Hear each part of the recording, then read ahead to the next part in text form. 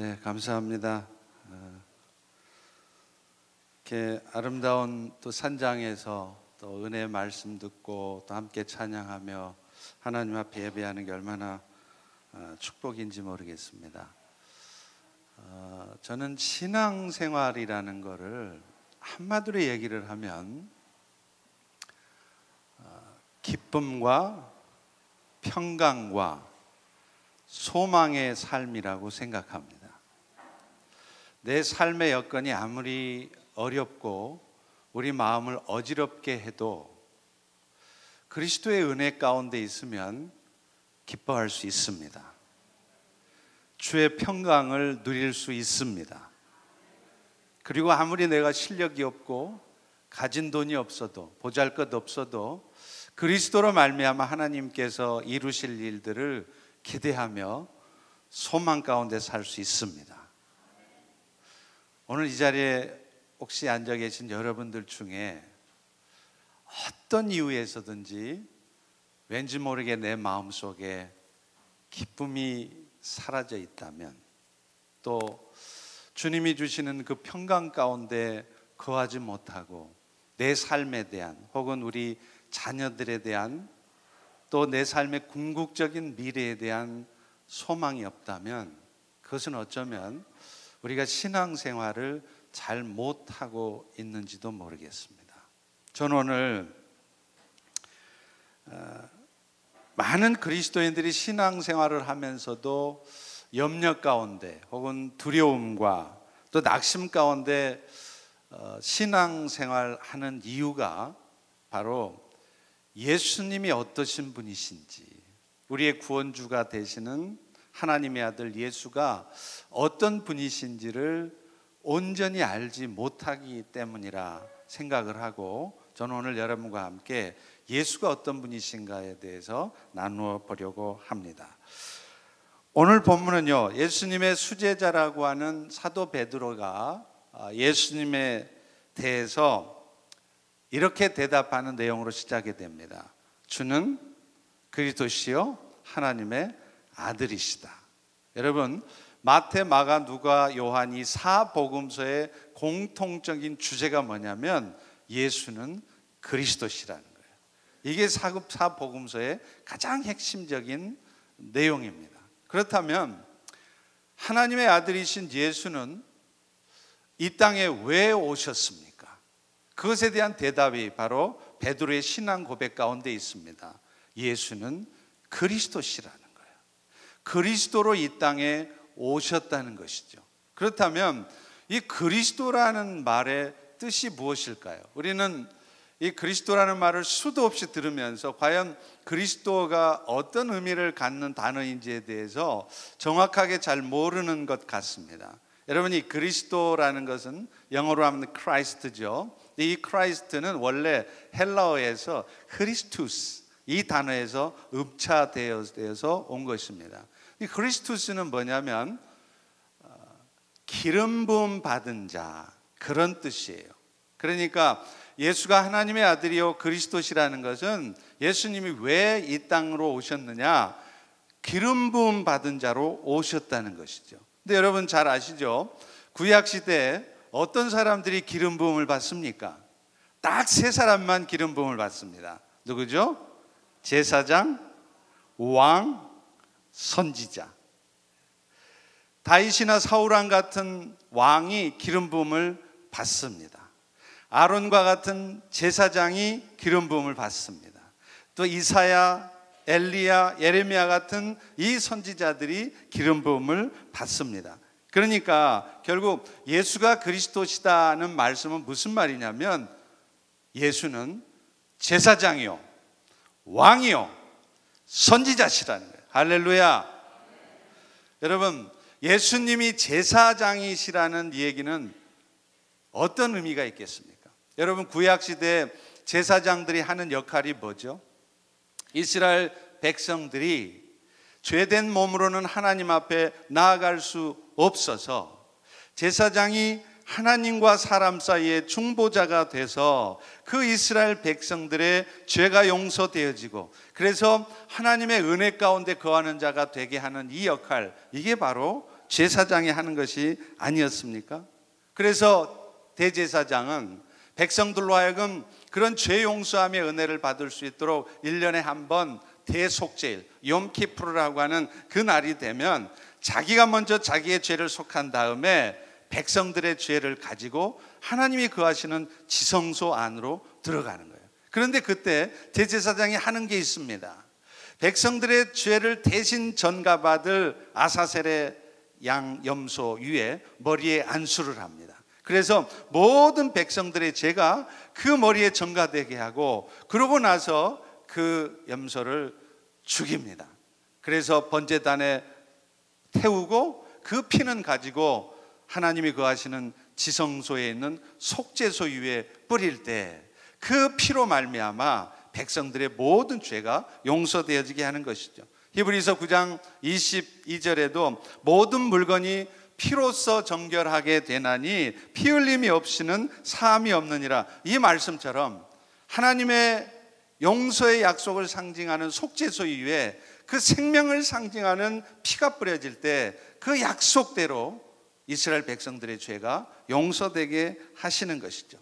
그런데 지금 예수님이 그 제사장이라는 의미는 뭐냐면, 예수님께서 그 대제사장의 역할을 하시는데 예수님과 인간 제사장은 차이가 있습니다. 인간 제사장은 자기도 죄를 가지고 있어요. 그래서 그 죄인된 모습으로 세상의 사람들의 죄를 속하는 그 속죄의 제사는 항상 한계적입니다. 매년 똑같은 제사를 반복해서 드려야 했지만 우리 예수 그리스도의 속죄의 제사는 한 번에 영원한 속죄의 효과가 있습니다. 할렐루야. 왜냐하면 그분은 죄가 없으신 분이신 하나님의 아들이시기 때문에 그렇다는 거예요. 그래서 히브리서 10장 11, 12절에도 제사장마다 매일 서서 섬기며 자주 같은 제사를 드리되 이 제사는 항상 죄를 없이 하지 못하거니와 오직 그리스도는 죄를 위하여 영원한 제사를 드리시고 하나님 우편에 앉으셨느니라. 그 예수 그리스도의 한 번의 그 영원한 속죄 제사를 힘입어서 오늘도 우리는 은혜의 보좌 앞에 죄가 있지만 죄 없는 자처럼 나아가서 하나님의 은혜를 누리며 살 수 있는 것입니다. 할렐루야. 예수님께서 바로 이 일을 하시기 위해서 이 땅에 오셨다는 거예요. 사실 오늘 우리는요, 우리 스스로의 힘으로는 절대로 죄 없는 자의 삶, 죄 없는 모습으로 살아갈 수가 없어요. 로마서 3장 10절에 분명히 선언했습니다. 이미 다 끝났어요. 오늘 이 시간 저도 또 여러분들도 양복을 깔끔하게 입고 넥타이를 매고 제법 거룩한 모습으로 앉아 계시지만 우리 모두는 다 죄인입니다.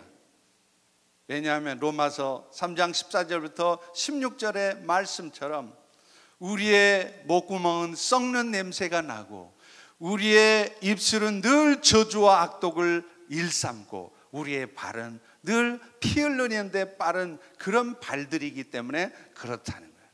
여러분, 이 로마서의 말씀, 우리의 목구멍은 썩는 냄새가 난다는 말씀의 의미가 뭘까요? 여러분, 그 무덤 열려진 거 혹시 보셨어요? 혹시 무덤 열려진 거 보신 분 손 한번 들어보세요. 한 분도 안 계시잖아요. 이게 사실은 저한테는 은혜인 것 같아요. 제가 살던 시골 동네 뒷동산이 공동묘지였는데요, 그때 큰 홍수가 나서 그 공동묘지가 싹 쓸려갔습니다. 그런데 비가 그치고 가서 보니까 이제 매장한 지 얼마 되지 않은 무덤이 열렸는데요, 무덤만 열린 게 아니라 관이 깨져서 열린 거예요. 그런데 그 안에서 얼마나 썩는 냄새가 나던지요. 그때는 제가 예수를 안 믿던 때인데 오늘 이 때를 위해서 하나님이 그걸 보게 하신 것 같아요. 저는 아직도 그 냄새까지 느껴져요. 얼마나 썩는 냄새가 진동하는지. 그런데 여러분, 지금 여러분의 속이, 여러분의 목구멍이 그 열린 무덤과 같은 썩는 냄새가 나는 그런 목구멍 속이라는 거예요. 입술은 어떻습니까? 늘 축복의 말도 하고 칭찬의 말도 하지만 수틀려 봐요. 상처 입는 소리 한번 들어봐요. 곧바로 독화살을, 저주와 악독을 뽑아내잖아요. 여러분들처럼 제가 한국교회 섬길 때 산상수련회를 한 적이 있어요. 전교인. 근데 산상수련회 하는데 우리 장로님이 간증을 하시더라고요. 이 수련회를 올라오면서 경험한 걸 얘기를 하시는데 얼마나 속이 시원하던지요. 이분이 운전을 해서 올라오시는데 그 버스가 그렇게 자꾸 끼어들기를 해서 정말 힘드셨대요. 그래서 얼마나 화가 나든지 그 버스 앞에 그냥 차를 딱 대고 가로막고서 버스를 세웠대요. 그래서 내려서 장로님이 그 버스 앞문을 툭툭툭 두드리니까 운전수가 문을 열 거 아니에요?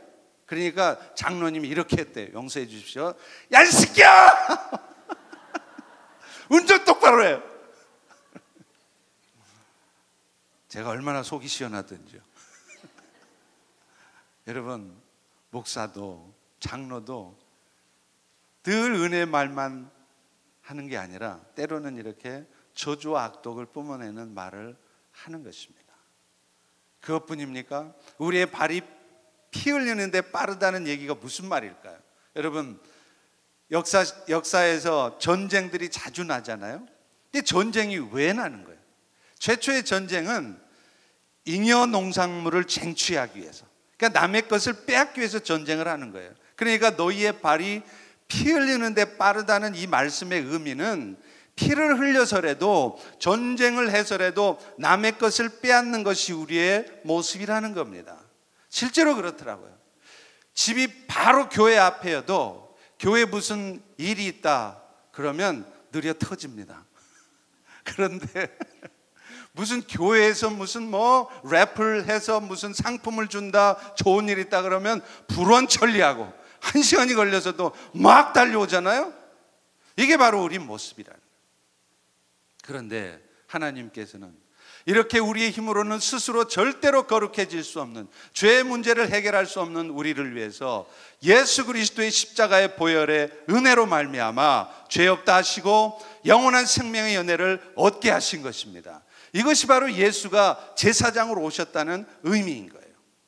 제가 중국에 처음 선교하러 갔을 때가 98년도였습니다. 근데 그때 중국에 들어가서 하나님이 저한테 그런 마음을 주셨어요. 내가 이곳에서 정말 하나님의 뜻대로 선교를 좀 잘 해봐야 되겠다. 그래서 제가 40일 금식을 하기로 작정을 했습니다. 근데 하나님이 주신 마음이었죠. 근데 저는 뭐 40일 금식을 작정하면서 이 금식 기도를 통해서 제가 무슨 신령한 은사를 받아서 사람들의 마음을 막 꿰뚫어 보고 머리에 손을 얹고 기도한 즉 막 병이 낫고 신유의 은사를 받고 그런 목적으로 기도한 게 아니라, 하나님, 내가 내 생명 바쳐서 주의 일을 하겠습니다. 그러니 제가 아가페의 고수가 되게 해주십시오. 사랑이 넘치는 사랑의 사도가 되게 해달라고. 그것이 저의 40일 금식기도 첫 번째 기도 제목이었어요. 그래서 40일 금식기도를 하는데요, 한 금식한 지 35일째쯤 되니까 한 20kg 가까이 몸무게가 빠졌습니다. 겉으로 보기도 참 거룩해 보였을 거 아니에요? 그런데 그때 어느 날 제가 책상에 앉아서 성경을 이렇게 읽고 있는데요, 그때 우리 아이가 이제 한 대여섯 살, 3살, 4살 뭐 그쯤 됐을 거예요. 이 아이가 제 무릎 위에 딱 올라오더니 성경 읽는 것을 자꾸 방해를 하는 겁니다. 그래서 제가 점잖게 타일렀습니다. 가만히 있어. 그랬더니 이놈이 말을 안 들어요. 그래서 소리를 좀 높였습니다. 가만히 있으라니까. 그랬더니 이놈이요, 이제는 아예 그냥 저를 놀려먹으려고 작정을 하듯이 나를 올려 쳐다보면서 웃으면서 성경을 막 이렇게 하는 거예요. 그런데요, 그 순간에 얼마나 화가 나든지요, 그 아이를 번쩍 들어서 던져버렸습니다. 할렐루야. 그 던지고 나서도 속이 안 풀리는 거예요. 그 주변에 봤더니 그 나무 빗자락이 세워져 있더라고요. 그걸 들어가지고 그 4살짜리 5살짜리 어린애 엉덩이를 한참을 때렸습니다. 제가 왜 그렇게 했는지 모르겠어요. 그런데 한참을 때리다 보니까 퍼뜩 생각이 나는 거예요. 지금 내가 지금 뭐 하고 있지? 사랑의 사도가 되게 해달라고 40일 금식기도 했는데, 이 거룩한 이 사도 돼야 될 내가, 선교사가, 목사가 이게 무슨 짓 하는 것인가? 그 순간에 근데요, 하나님께서 깨달음을 주시는 게 있었습니다. 그게 뭐냐면 우리의 죄악된 본성은 40일 아니라 80일 금식을 해도 안 없어진다는 거예요. 제가 그것을 깨닫고서요 얼마나 울었는지 모릅니다. 하나님, 나한테 이 40일 금식 기도한 거, 금식 기도했다고 폼 잡고 자랑하고 능력 받아서 역사를 나타내고, 그게 아니라 우리가 얼마나 죄악된 존재인가를 철저히 깨달아서 어떤 상황 속에서도 어떤 악한 자를 보아도 긍휼히 여기며 사랑을 베풀 수 있도록 하나님이 깨닫게 하신 거군요. 제가 너무 감사하고 이 죄악된 모습에 얼마나 울었는지 모릅니다. 한국에 와서 제가 목회하면서 두 번째 40일 금식 기도를 한 10년 뒤쯤에 했습니다. 2012년으로 기억되는데요. 근데 그때도 하나님께서 똑같은 비슷한 상황을 경험하게 하시는 거예요. 그래서 저는요 40일 금식 기도를 하면서 깊이 깨달은 은혜, 저에게 하나님 주신 가장 큰 은혜가 뭐냐, 인간이 얼마나 죄악된 존재인가를 깨닫게 하신 거, 이게 저한테 가장 크신 부어주신 은혜였습니다. 제가 40일 금식 기도를 해서 뭐 신령해져 가지고 막 여러분 얼굴만 봐도 지금 속마음 무슨 생각하는지 다 보여가 아니라, 목사인 나도, 여러분도, 여러분 주변에 아무리 연약해 보이고 악해 보이는 지체도 모두가 다 그 더럽고 추악한 본성을 가진 악한 존재라는 이 사실, 그걸 깨닫고 나니까요 이 세상에서 가장 감사하고 고마운 게 뭐냐면 이런 나를 죄 없다 피 흘려 주시고 구원해 주신 그리스도의 구속의 은혜였습니다. 여러분도 이 땅에 살아가면서 예수님 때문에 좀 인생 먹고 사는 것 좀 좋아지고 자식들 좀 잘 되고 건강하게 사는 거, 이것 때문에 기쁘신 것이 아니라 우리 힘으로는 도저히 얻어낼 수 없는 그 영원한 생명의 축복의 은혜, 그 은혜 받으신 것을 기뻐하시기를 바랍니다. 우리가 예수 믿고 이 땅에서 잘 살아봐야 그 은혜요 오래 못 가요. 죽으면 끝이에요. 유효기간이 있습니다. 그러나 예수님의 피 흘리심으로 얻은 이 생명의 축복, 이 거룩한 은혜는 영원토록 지속된다는 거예요. 이 땅의 삶을 마치고 나서도 그 영원한 나라에서 영원토록 하나님과 함께 거하며 우리에게 누려지는 영원한 복이신 것을 믿으시기 바랍니다. 그 은혜를 부어주시려고 예수님은 이 땅에 하나님의 아들로 그리스도로 오신 것입니다. 우리는 이 악한 세상을 살아가는데요, 성경은 사실 지금 이 시대만 아니라 인간이 살아가는 모든 세대가 다 악했다고 말해요. 여러분 노아 아시죠? 노아는 성경에 당대 의인이라 그랬습니다. 그 노아요? 그 노아도 하나님의 은혜로 방주를 통해서 구원을 받았지만 그가 구원받고 나서 가장 먼저 한 일이 뭔지 아세요? 포도주 마시고 추태 부린 거예요. 의인이었던 노아, 그래서 인간의 죄를 심판해서 이 세상을 다 쓸어버린 후에 오직 노아 가족만 남은 그 상황 속에서도 노아는 또다시 범죄합니다.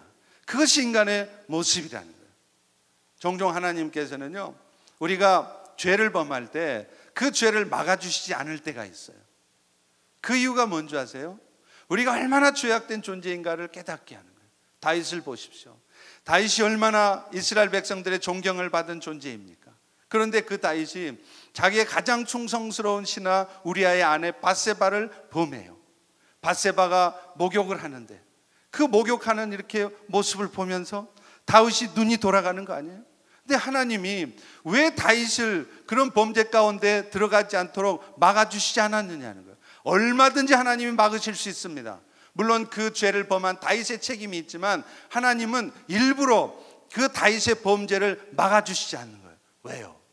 다윗과 같은 훌륭한 왕도 얼마든지 그런 악한 죄를 범할 수 있다는 것입니다. 간음죄를 범하고 그 밧세바의 아내 우리아를 간접적으로 살인했지 않습니까? 가톨릭에서도 용서받지 못할 두 가지 죄가 간음죄와 살인죄라 그래요. 그런데 그 가장 악하다고 말하는 그 죄를 이스라엘 백성들이 가장 존경하는 다윗이 범했다는 이 사실, 이걸 보면서 다윗도 그랬으니까 나도 이런 죄좀 질 수 있지 않느냐, 그걸 말하는 게 아니라 누구든 인간은 실수할 수 있고 죄 가운데 있다는 사실을 기억하라는 거예요. 그래서 그런 경험을 통하여서 우리로 하여금 함부로 주변의 연약한 지체들을 마음속으로 판단하고 정죄하지 말라는 것입니다. 사랑하는 성도 여러분, 예수는 이 땅에 제사장으로 오셨습니다. 피 흘려서 여러분의 죄가 속해지게 하시고 영원한 생명의 축복의 은혜를 주셨습니다. 이 은혜로 늘 감사하며 기뻐하며 사실 수 있기를 주의 이름으로 축원합니다. 예수님은 두 번째로요, 왕으로 오셨다는 거예요. 원래 왕의 역할은요, 자기 백성을 보호하는 것이 왕입니다. 왕이라는 단어가 히브리어는 멜렉이라는 단어를 써요. 여러분 아시죠? 엘리멜렉, 아비멜렉, 멜렉 단어 들어보셨죠? 그 멜렉이 왕이라는 뜻이에요. 그런데 이 멜렉이라는 단어의 원래의 뜻은 두 가지가 있습니다. 하나는 통치하다, 다스리다 라는 뜻이 있지만, 이 멜렉의 어원은 또 하나의 뜻이 있는데, 그게 뭐냐면 보호하다 라는 뜻이 있어요. 그러니까 예수님께서 이 땅에 왕으로 오셨다는 것은 왕의 권세를 가지고 자기 백성들을 다스리실 뿐만 아니라 그 백성들을 보호하시는 분이시라는 것을 의미하는 것입니다. 우리는 예수님의 복음, 십자가의 복음을 얘기하면 십자가에 죽으신 예수에 대한 얘기를 많이 합니다. 그런데요, 그것은 반쪽 복음이에요. 십자가에 죽으신 예수뿐만 아니라 그 죽음을 딛고 승리하신 부활하신 예수도 전해야 되는 거예요. 그런데 어느 날 많은 성도들은 십자가의 은혜, 구속의 은혜는 기억해요. 그래서 그 예수 믿고 천국은 가요. 그런데 문제는 이 땅의 삶을 살아갈 때는 세상 사람들과 별로 차이가 나지 않는 그런 모습으로 살아간다는 거예요. 예수 믿음 때문에 천국은 가지만 이 땅에 사는 동안에도 조그만 염려스러운 일 터지면 금방 세상 사람처럼 염려하고, 조그만 시험 드는 일, 조그만 마음 상하는 말 들으면 세상 사람처럼 똑같이 토라지고 시험 들고 삐지고, 또 조금만 나를 힘들게 하는 상황, 그런 사람 생기면 세상 사람하고 똑같이 마음속으로 미워하고 원망하고. 왜 그럴까요? 예수 그리스도의 복음을 온전히 알지 못하기 때문에 그래요. 우리의 죄를 용서케 하신 제사장인 예수뿐만 아니라 모든 사탄의 권세를 이기시고 승리하신 왕이신 예수를 붙들지 못하기 때문에 그렇습니다. 여러분, 골로새서 2장 14절에 보면 예수님께서 3일 만에 부활하심으로 말미암아 사탄과의 싸움에서 승리하셨다는 것을 선언하고 있어요. 통치자들과 권세들을 무력화하여 드러내시고 십자가로 그들을 이기셨느니라. 오늘도 세상 가운데 역사에서 하나님의 백성들을 틈만 있으면 넘어뜨리려고 하고 공격하는 그 사탄의 괴계를 예수 그리스도는 십자가에서 이미 승리하셨습니다. 사탄은 사망 가지고 장난치잖아요. 그런데 예수님은 그 사망에 묶여 있지 않았어요. 3일 만에 그 죽음을 이기시고 사탄과의 싸움에서 승리하셨습니다. 그런데 더 감사한 것은 그 승리하신 예수가 오늘 또 우리 안에 임마누엘로 영으로 들어와 계신다는 거예요. 이제부터 사는 것은 내가 아니요, 내 안에 뭐라고요? 그리스도께서 사신 것이니. 근데 그분은 우리 안에 들어오셔서 뒷짐지고 가만히 우리 하는 거 쳐다보고 계시는 분이 아니세요. 어제나 오늘이나 영원토록 변함없으신 그 사랑을 가지고 우리를 도우시고 우리를 보호하시고 우리의 삶을 이끌어 가시는 예수이십니다. 그런데 그 예수는 어떤 사탄과의 싸움에서도 이미 승리하신 왕이신 예수시라는 거예요. 이것이 뭘 의미하겠습니까? 사탄이 아무리 여러분 인생 가운데 역사를 하고, 그래서 오늘 여러분이 마음속으로 염려하고 근심하고 두려워할 수밖에 없는 그런 상황들이 생겨도 왕이신 승리하신 예수는 그런 모든 사탄의 역사가 결국은 돌이켜져서 하나님의 선한 뜻을 이루는데 사용하시는 분이시라는 거예요. 오늘 본문 18절에도 분명히 말하고 있습니다. 음부의 권세가 교회를 이기지 못할 것이다. 왕이신 예수가 좌정하셔서 우리의 삶을 이끌고 있는 여러분의 인생들을 사탄이가 절대로 어찌할 수 없습니다. 왜 그렇습니까? 왕이신 분이 오늘도 여러분과 함께 계시기 때문이에요. 여러분의 삶을 승리의 삶으로 이끄시기 때문입니다. 우리 다 같이 따라서 한번 해보겠습니다. 지금도 내 안에 예수 사신다. 이 말씀 기억하세요. 아무리 여러분의 마음을 어둡게 하고 두렵게 하고 염려하게 하는 그런 상황이 와도 지금 내 안에 예수 사신다는 거예요. 예수님, 승리하신 예수가 오늘도 역사하고 계신다는 거예요. 그걸 믿으십시오. 여러분, 한국에서 무슨 건물 공사를 하거나 하면 그 건물 앞에 뭐라고 써 있죠? 공사 중, 통행에 불편을 드려 죄송합니다. 이렇게 써 있지 않습니까? 공사 중이면 그 천막 안에 떠들쳐 보면 그 건물 안이 난장판입니다. 공사하기 전보다 더 엉망입니다. 그런데 그거는 공사 중이니까 그런 거예요. 공사하고 있으면 통행에 좀 다니는데 불편할 수 있어요. 그런데 공사 끝나고 보십시오. 공사 끝나고 천막을 다 거두고 나면 얼마나 아름답고 화려한 건물이 보여집니까? 지금 예수님께서 우리 인생 가운데, 여러분의 자녀들의 인생 가운데 공사 중이신 거예요. 근데 그 공사 중인데 마음이 조급해서 자꾸 그 천막 안을 떠들쳐 보니까 온통 다 잘못된 것 같고 보는 것마다 다 문제고 그런 겁니다. 그 순간에도 지금 주님이 일하고 계신다는 사실을 믿으시기 바랍니다. 왕이신 예수가 일하고 계신다는 사실을 믿으세요. 진짜 믿음이 뭡니까? 어제 저녁에도 제가 말씀드렸잖아요. 믿음 좋다는 것은 열심히 일하고 일 잘하는 게 그게 믿음 좋은 게 아니라 아무리 절망적인 상황, 심지어는 뭔가 잘못돼 가고 있는 그런 상황 속에서도 지금도 왕이신 예수가 사탄의 모든 괴계를 무찌르고 일하고 계시다는 사실을 붙드는 것입니다. 그 예수의 일하심을 붙들 때 우리는 어떤 상황 속에서도 기뻐할 수 있습니다. 예수가 이루실 일들을 기대하고 소망할 수 있습니다. 평강을 잃지 않는 거예요. 그런데 일하고 계시는 예수를 놓치니까 모든 시선을 주님께 고정하지 않고 문제가 부응해하고 있는 이 세상의 문제들, 눈에 보여지는 상황들에 우리의 눈을 두고 있으니까 맨날 우리는 걱정스러운 거예요. 히브리서 12장 1절에 말씀합니다. Fix your eyes on Jesus. 항상 예수에게만 시각을 고정하라는 거예요. 그 왕이신 예수가 오늘 또 일하고 계심을 다시 한번 붙드시기를 바랍니다.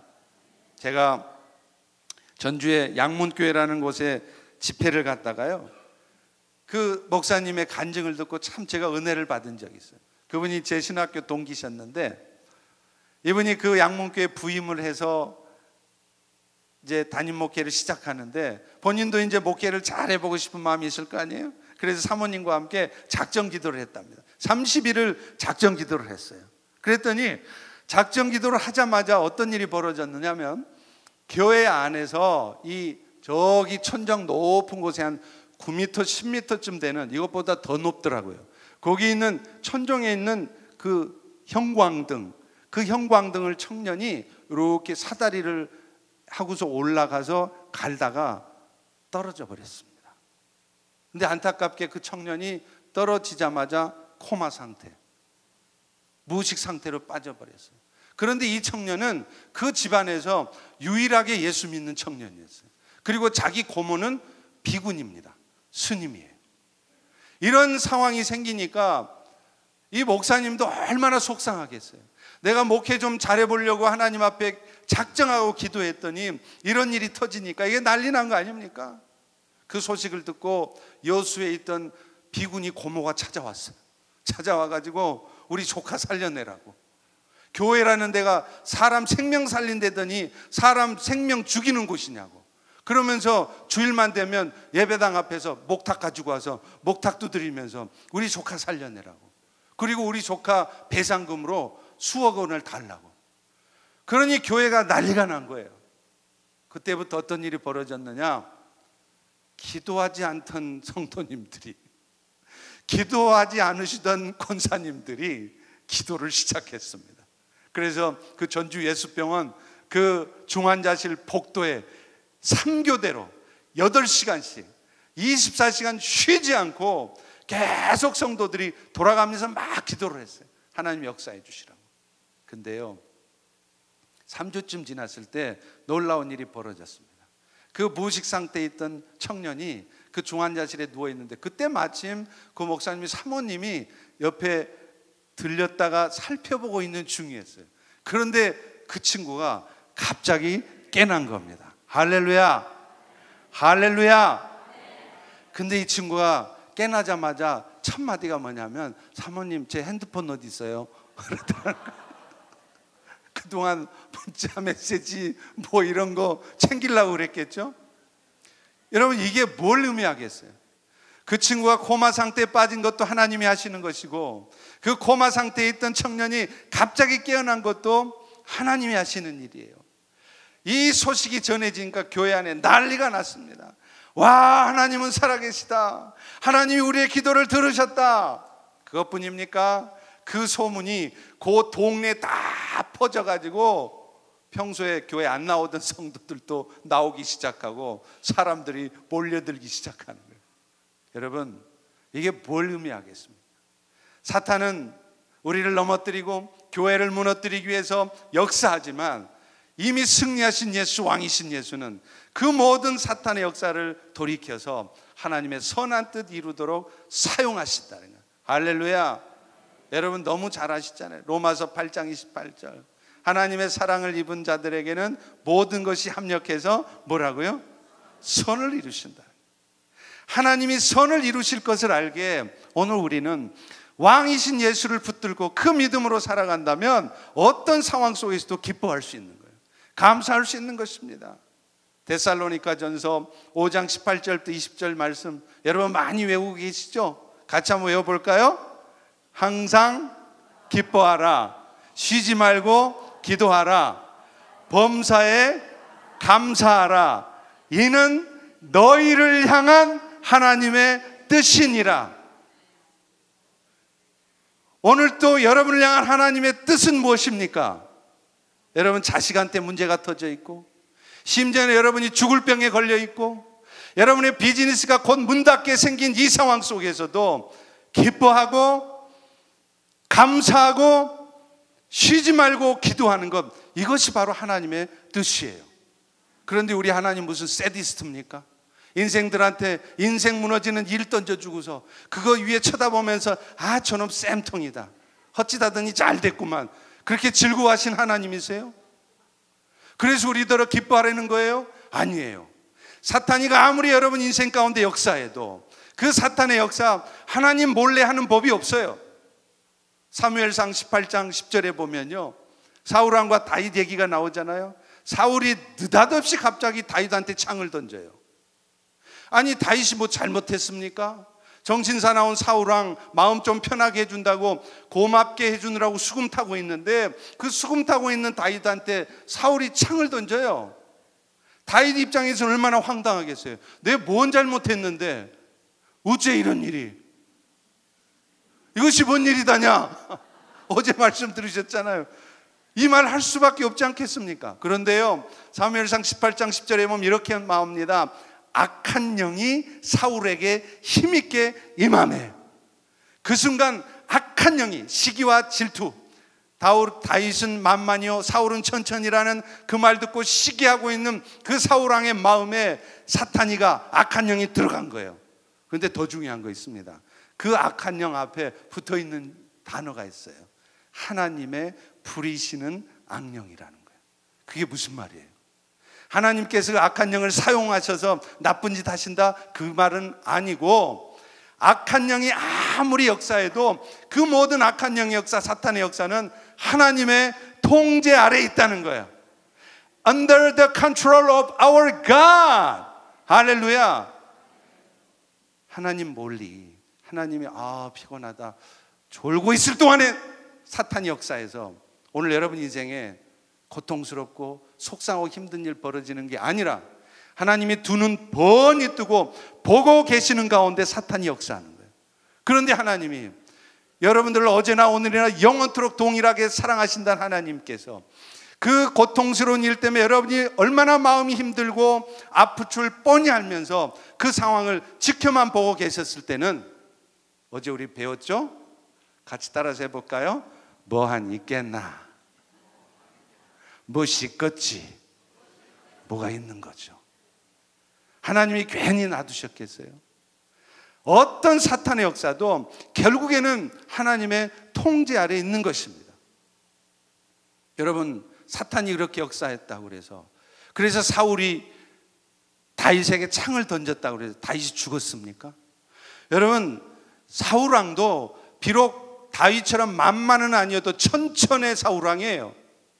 전쟁에서 이골이 난 사람입니다. 그런데 바로 앞에서 수금 타고 있는 근접거리에 있는 소년 다윗 하나 창을 던져서 못 죽여요? 그런데 성경에 보면 분명히 나와 있습니다. 사울왕이 창을 2번 던졌으나 다윗이 피하였더라. 이게 뭘 얘기하는 거예요? 사탄이가 아무리 역사해도 결코 하나님의 자녀가 된 여러분의 인생들을 무너뜨릴 수 없다는 거예요. 자기 뜻대로 여러분의 인생을 망가지게 할 수 없다는 것입니다. 거기에는 분명히 하나님의 뜻이 있다는 거예요. 그렇다면 그 하나님의 뜻을 우리가 이해할 수 없고 받아들일 수 없지만, 그 하나님께서 하나님의 때에 그 일들을 이루실 것을 안다면, 아까 전주 양문교회 그 청년의 이야기처럼 하나님의 때 하나님이 이루실 것을 믿는다면, 오늘 그 청년이 코마 상태에 빠져 있어도 그것 때문에 슬퍼하고 좌절하고 원망하고 분통 터지고 불평이나 하고 그러는 것이 아니라 기뻐할 수 있습니다. 할렐루야. 감사할 수 있습니다. 범사에 감사하라. 중말로 하면 범사가 무릎 범자 일살자 판슬, 영어로 하면요 in all things. In all things be thankful for God. In all things에는 좋은 일도 들어가지만 나쁜 일도 들어가요. 이해할 수 없는 일, 받아들일 수 없는 일, 용서할 수 없는 일도 들어갑니다. 그런데 이 모든 일들 가운데 In all things be thankful for God. 하나님 앞에 감사하라. 감사할 수 있는 이유가 뭡니까? 지금 이 상황이 괜찮아서요? 견딜만 해서요? 아니에요. 이런 상황을 통해서도 이미 승리하신 예수께서 하나님의 선한 뜻을 이루어 가실 것을 믿게 우리는 감사할 수 있는 것입니다. 여러분, 이게 진짜 신앙생활이에요. 우리 성도들이 이런 신앙생활을 한다면 교회 공동체마다 항상 웃음이 있을 겁니다. 우리 찬양팀만 웃는 게 아니라 우리 성도들도 심각하게 인생 살고 심각하게 신앙생활하는 것이 아니라 항상 웃어요. 그래서 저희 교회는 구호가 있습니다. 제가 늘 강조해요. 여러분, 신앙생활을 너무 심각하게 하지 마십시오. 너무 그런데 우리는 신앙생활을 심각해. Too serious. 심각하게 하지 마세요. 하나님이 일하십니다. 하나님이 역사하고 계십니다. 그걸 붙들면 우리는 심각해지지 않아도 돼요. 하나님께서 역사하실 것이기 때문입니다. 주님이 일하실 것이기 때문에 그렇습니다. 그럴 때 비로소 우리는 어떤 상황 속에서도 그리스도께서 가져다 주시는 기쁨을 잃지 않습니다. 평강이 누려집니다. 소망 가운데 살아갈 수 있는 것입니다. 할렐루야. 왕으로 오신 예수 때문에 오늘 우리는 예수 믿고 죽어 천국 갈 뿐만 아니라 이 땅에 사는 동안에도 이런 은혜 가운데 살 수 있는 것입니다. 할렐루야. 할렐루야. 여러분, 저를 한번 보세요. 네. 제가 보면 잘생겼죠? 여러분 몰라서 그러시죠? 가까이서 보면은요, 저 잘생긴 얼굴 아니에요. 눈도 짝짝이에요. 오른쪽이 작고요. 그리고 안경으로 커버하고 있을 뿐입니다. 그리고 가세히 보시면 여기도 곰보딱지가 있어요. 청소년기에 여드름이 많이 나가지고 별로 잘생기지 않았어요. 근데 전체적인 구도가 아름답잖아요. 전체적으로 분위기가 잘생겼잖아요. 그 이유가 뭔지 아세요? 제가 진짜 잘생겨서가 아니라 항상 기뻐하고 항상 감사하고 이 보잘것없는 이 종의 인생을 통하여 하나님이 어떤 역사를 이룰까 소망하기 때문입니다. 죽어 천국 가는 소망뿐만 아니라 이 땅에 사는 동안에도 하나님의 역사를 이룰 것을 소망하기 때문이에요. 제가 미국에 지금 펠로십 교회 담임 목사 아닙니까? 저는 교회가 크고 작고 그거 따지지 않습니다. 그런데 이민교회, 저희 교회 담임 목사로 오게 되는 거 제가 실력이 있어서 그랬다고 생각하세요? 천만의 말씀이에요. 저는요, 미국에 와서 살아본 적도 없습니다. 미국에 와서 유학도 못 해봤습니다. 그래서 우리 조진모 목사님께서 갖고 계시는 그런 PhD도 저는 없습니다. 그런데 하나님께서 미국의 이민자의 컬처도 몰라요, 영어도 못해요, 미국에서 살아본 적도 없고 PhD도 아니에요, 그런 저를 펠로우십교회 담임 목사로 앉혀놓으시는 거예요. 제가 미국에 와서 지금 이 자리에 서서 말씀을 전할 줄을, 제가 섬기는 교회에서 저희 교회를 섬길 줄을 저는 그야말로 꿈에도 몰랐습니다. 그런데 하나님이 갖다 놓으신 거예요. 하나님이 역사하시는 거예요. 그러니 제 삶에 대한 소망을 갖지 않을 수 있겠습니까? 제가 머리 좋고 똑똑하고 잘나서가 아니에요. 우리 주님 때문에 그렇습니다. 승리하신 예수 때문에 그렇습니다. 그분이 오늘 내 인생 가운데 역사할 걸 알면 저는 늘 기쁩니다. 기대됩니다. 그래서 제가 얼굴이 이렇게 잘생겨 보이는 겁니다. 여러분들도 지금처럼 그렇게 한번 웃어보겠습니다. 딱 이렇게 다 웃어보세요. 특별히 우리 어르신들 죄송합니다. 이제 70, 80 되면 이게 얼굴 근육이 많이 굳어지셨죠? 그래도 이제 굳어진 근육 한번 피시고 저처럼 한번 웃어보세요. 어르신들 이렇게. 예수 때문에 우리는 웃을 수 있습니다. 그리고 이런 우리의 삶의 모습 때문에 세상의 사람들이 우리 얼굴을 통해 예수를 알고 구원을 얻는 거예요. 아까 우리 조 목사님도 당신의 얼굴을 보니 하나님의 얼굴을 뵙습니다, 그 얘기 하셨잖아요. 그게 창세기 33장 얘기 아닙니까? 창세기 32장에 야곱이 야복강에서 환도뼈가, 이 고관절 이 뼈가 부러졌을 때 그게 얼마나 슬프고 속상한 일이에요. 그런데 그 부러진 그것 때문에 야곱하고 에서가 서로 화해해서 그 형 에서만 생각하면 이가 갈리고 치가 떨리고 또 속인 게 있으니까 두려웠던 야곱이 그 형님 얼굴을 보면서 형님, 내 형님 얼굴 보니 하나님의 얼굴을 뵈는 것 같습니다, 이 고백이 나오잖아요. 그 이유가 뭐예요? 환도뼈 부러져서, 고관절 부러져서. 그러니 오늘 우리가 어떤 상황 속에서도 기뻐하지 않을 수 있는 이유가 없지 않습니까? 할렐루야, 할렐루야. 기뻐합시다. 늘 감사의 말을 뱉어냅시다. 습관처럼 감사합니다라고 말하세요. 그리고 여러분 자식의 인생에 대해서, 여러분의 자식이 혹시 드럭하고 있어요? 그런 놈의 자식들이 잘 됩니다. 할렐루야. 이 드럭하는 친구들이 나중에 하나님의 은혜가 임하면 더 잘 돼요. 할렐루야. 진짜요? 두고 보세요. 그러니 그런 친구들 봐도 소망이 생기는 거예요. 예수를 믿지 않으면, 승리하신 예수, 왕이신 예수를 붙들지 않으면 여러분은 드럭하는 아들을 보면 복장만 터지고 속상하고 두들겨 패주고 싶은 거예요. 그런데 왕이신 예수를 기대하면, 그 예수가 우리 아들 가운데 역사할 것을 기대하면, 그 드럭하는 아들을 보면서도 하나님이 일하고 계심을 믿습니다, 기대합니다, 소망할 수 있는 거예요. 여러분, 이것이 크리스찬의 삶입니다. 마지막 세 번째, 예수는 선지자로 오셨다는 겁니다. 구약의 선지자들이 하는 일이 뭐죠? 하나님의 뜻을 전달하는 일이죠. 오늘 또 예수가 우리에게 선지자로 오셨다는 말은 예수님께서 우리에게 하나님의 뜻을 전달하시는 분이시라는 거예요. 여러분, 세상의 주인이 누구십니까?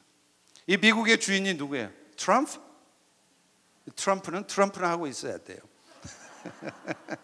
그분을 폄하하는 게 아니고, 그분이 미국을 주도하고 제법 세상을 막 움직이고 천만의 말씀 만만의 콩떡입니다. 트럼프가 세상 움직이는 거 아니에요. 한국의 대통령, 북한의 김정은이가 국제 정세를 좌지우지하는 것 같죠? 천만의 말씀이에요. 세상의 주인 대신 하나님이 세상을 움직이시는 겁니다. 트럼프가 아무리 똑똑하고 잘나고 뭘 해도 하나님이 허락하시지 않으면 안 돼요. 역대상 29장에 분명히 말씀합니다. 크게 하심과 강하게 하심이 주의 손에 있나이다. 만유의 주제 되시는 하나님께서 이 세상을 움직이시는 거지, 사람이, 인류 역사는 사람들의 역사가 아니에요. His story. 그래서 His story 아닙니까? 그분이 움직이시는 것이 인류의 역사예요. 그런데 예수가 선지자로 오셨다는 것은 그 세상의 주인 되시고 오늘 또 그 당신의 뜻 가운데 이 세상을 움직이시는 그 하나님의 뜻을 오늘 또 우리 안에 알려주시고 깨닫게 하시고 그 뜻을 붙들게 하는 분이 예수시라는 거예요. 예수님은 지금 우리 안에 그리스도의 영으로 성령으로 우리 안에 들어와 계십니다. 그러니 오늘 또 세상 살아가면서 가장 지혜로운 사람이 어떤 사람일까요? 고린도전서 2장 9절 10절에 보면 하나님이 자기를 사랑하는 자들을 위하여 예비하신 모든 것은 눈으로 보지 못하고 귀로 듣지 못하고 사람의 마음으로 생각지 못하였다. 오직 하나님이 성령으로 이것을 우리에게 보이셨으니 성령은 모든 것 하나님의 기쁜 것까지도 통달하시느니라. 할렐루야. 통달의 도를 예수님 때문에 오늘 우리는 얻을 수 있다는 거예요. 그 일을 위해서 예수님께서 영으로 오늘 여러분 안에 거하십니다. 왜 우리가 그분의 도우심을 구하지 않고 왜 우리가 그분의 도우심을 따라 살지 않아야 됩니까? 고린도전서 1장 25절에 말합니다. 하나님의 어리석음이 사람보다 지혜롭고 하나님의 약함이 사람보다 강하니라. 세상에 지식을 가득 갖고 있는 사람보다 하나님의 지혜로 충만한 사람이 더 지혜롭습니다. 세상 지식 가지고 세상을 움직이고 또 하나님의 일들을 하려고 하면은요, 엉뚱한 행동, 엉뚱한 결정, 엉뚱한 상황으로 빠집니다. 그러나 하나님의 지혜를 가지고 세상을 움직이려 하고 하나님의 일들을 하려고 하면 가장 정확한 일이 되어지는 거예요. 그러므로 오늘 또 우리는 통달의 도를 갖고 계시는 성령 하나님 앞에 나아가셔야 돼요. 구하셔야 돼요. 그럴 때 하나님께서 여러분에게 성령을 통하여 하나님의 뜻을 알려주실 것입니다. 사랑하는 성도 여러분, my way를 가려고 하지 마세요. This is my way. Don't touch. 간섭하지 말라고. 아니에요. 우리는 His way. 그의 길을 가는 거예요. 그의 길은 저 영원한 천국으로 향해 있습니다. 그 길을 걸어갈 때 우리에게 진정한 영혼의 만족이 있어요. 제 얼굴을 보시면 여러분 늘 기쁨과 만족이 있어 보이죠? 정말 기쁩니다. 저는 목회가 잘 되고 돈이 많고 세상 일 잘 되고 건강해서 기쁜 거 아니에요. 어제 말씀드렸잖아요. 저 종합병원이라니까요. 자랑은 아니지만 스텐트 2개, 고지혈증, 당뇨, 고혈압 다 있어요. 그래도 저는 기쁩니다. 왜요? 하나님께서 나와 동행하심을 알기에, 그리고 그 하나님의 뜻 가운데 His way를 가고 있기 때문에, 그 가운데 하나님 주신 기쁨이 있기 때문에 저는 오늘 또 이렇게 기쁜 것입니다. 우리 사랑하는 필라 연합교회 성도 여러분, 예수님은 우리의 스스로의 힘으로는 도저히 해결할 수 없는 죄를 용서받게 하시고, 예수님은 우리 스스로의 능력으로는 도저히 이겨낼 수 없는 사탄을 이겨내게 하시고, 예수님은 우리 스스로의 지혜로는 도저히 깨달을 수 없는 통달의 도를 깨닫게 하신 분이십니다. 그 은혜 가운데 거하시기를 축원합니다. 그래서 그 은혜 가운데 살아갈 때 오늘 여러분들도 저처럼 항상 활짝 웃으시고 기쁨과 평강과 소망이 넘치는 삶을 살기를 주의 이름으로 축원합니다. 축원합니다. 기도하겠습니다. 하나님 아버지, 우리는 예수는 그리스도시라는 말씀을 수도 없이 듣고 알고 있지만, 그리스도이신 예수를 따라 그리스도이신 예수께만 시각을 고정해서 그리스도이신 예수만 바라보며 살아가지 못합니다. 오늘 이 산상수련회, 이 주일 예배를 통하여 다시 한번 예수가 그리스도이심을 깨닫고 승리하신 예수, 왕이신 예수, 그리고 하나님의 뜻을 알려주시고 그 뜻 가운데 살아갈 수 있도록 도와주시는 그 예수를 따라 살아갈 때 우리 필라 연합교회가 천국 공동체가 되게 하시고 은혜가 주도하고 은혜가 흐르는 공동체가 되게 도와주시고 하나님의 역사를 이 땅에 나타나는 그런 구원 공동체가 되게 하여 주시옵소서. 예수님의 이름으로 기도합니다. 아멘.